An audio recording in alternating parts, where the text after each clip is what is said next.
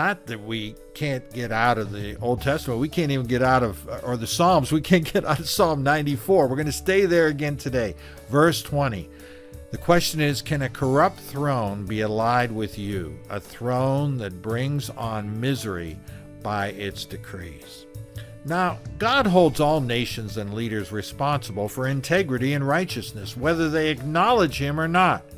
You may be leading your garden club or your company, but that is no different than if you are leading your church. God's standards for honesty and righteousness are to be honored and observed no matter what you are doing or where you are doing it. Now, do you behave like your current work or community position is your ministry? Do you treat all people justly and judge with fairness and compassion? Are you extending God's kingdom where you are, no matter where you are?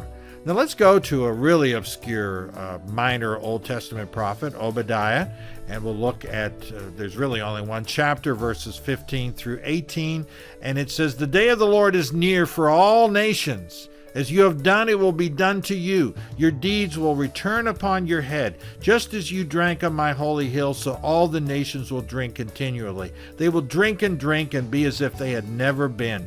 But on Mount Zion will be deliverance. It will be holy, and Jacob will possess his inheritance. Jacob will be a fire, and Joseph a flame. Esau will be stubble, and they will set him on fire and destroy him. There will be no survivors from Esau. The Lord has spoken."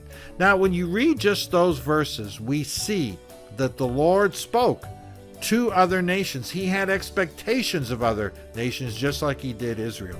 And now we understand that the Lord has one standard of righteousness for all people, regardless of where they work, live, or lead. Well, that's it for today. Come on back tomorrow, and we'll dive once again into a question from God's Word.